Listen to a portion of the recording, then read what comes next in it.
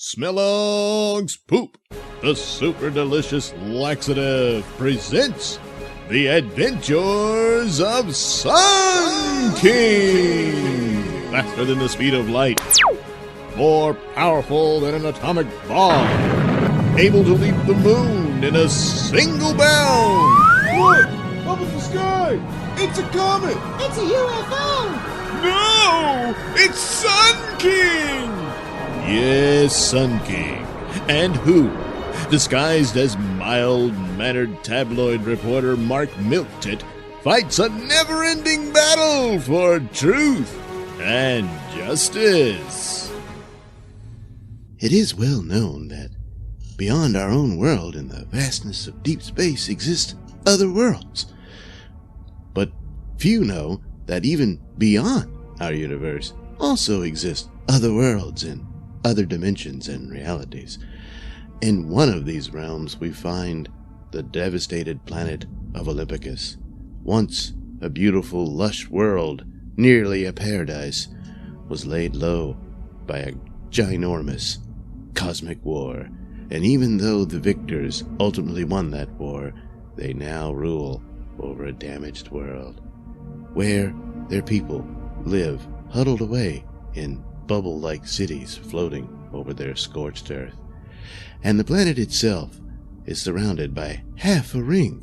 No, not a ring like the planet Saturn or other planets have, but this, an artificial ring that once surrounded the entire planet, as if it were a fortress wall in the hopes of defending against outside invaders. But it failed, and only a piece of the ring remains, and that piece is now known as the Wall, where it imprisons the many enemies of Olympicus. These prisoners dwell within the Wall for all eternity, as they each possess the gift, or in this case, the curse, of immortality. They are watched over by a single warden, a being known as the Doomsayer. In all its centuries as a prison, there have been no escapes. But little does Doomsayer know that that is about to change. For, in one of the hallways containing a few of the cells, one prisoner is embarking on an amazing plan to escape.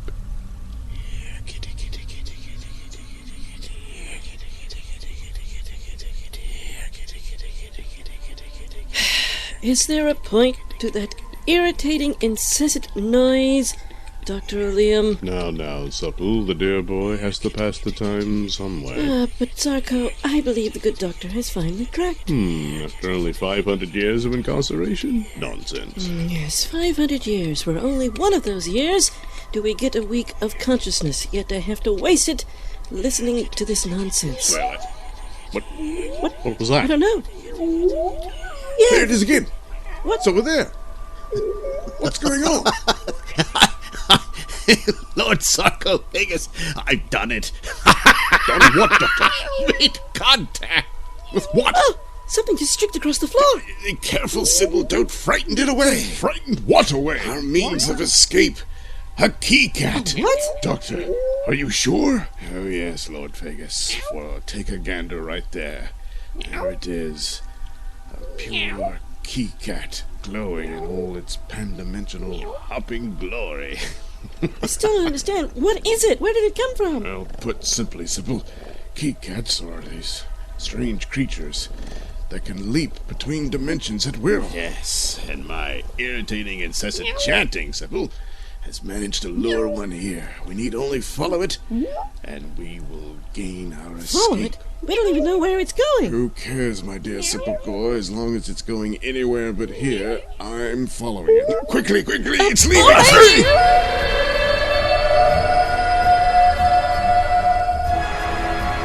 And with that, the three prisoners and the key cat disappear through a thick, solid wall to parts unknown. But the escape itself does not remain unknown to the Doomsayer. Once alerted to this first escape of its kind, Doomsayer has to report to the ruler of Olympicus, Thunderhead.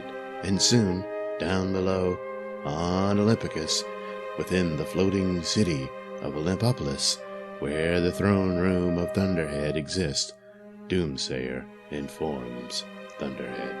And so it is with some amount of regret I must report the escape of General Sarco Phagus, Colonel Sepulchre, and Dr. Mausoleum. How was this possible, Doomsayer? Evidence appears to point to their ability to lure a keycat to the wall. I see. Summon before me Portagenus, the doorman. Keycats are animals he knows well. As you wish. Our scene cuts away from this strange alien throne room to Earth, specifically the offices of Keeps Confidential, where we find Mark Milktit, who is in reality the superhero Sun King, sitting on a throne of his own, taking a dump. Damn it. Once again, Rex Rain manages to escape justice. How many judges does this man have in his back pocket?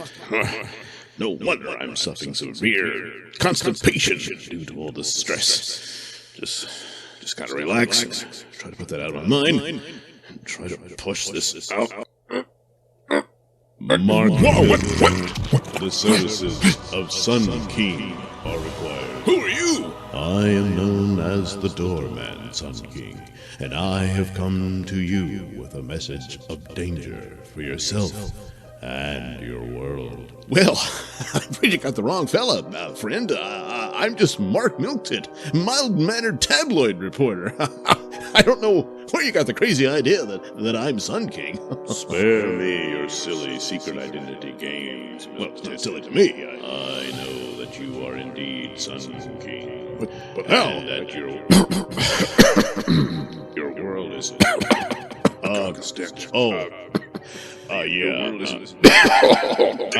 well, you barged in here, you know. Oh no! Will the mysterious doorman choke out on the horrible fumes of the men's room at Keeps Confidential? Or will he be able to inform Sun King of the terrible threat of these escaped criminals from Olympicus? Find out in the next exciting episode of The Adventures of Sun King! The Adventures of Sun King is a Nailsin production. All characters and stories are written and performed by me, Douglas Nelson, with music by Kevin MacLeod and other public domain sources.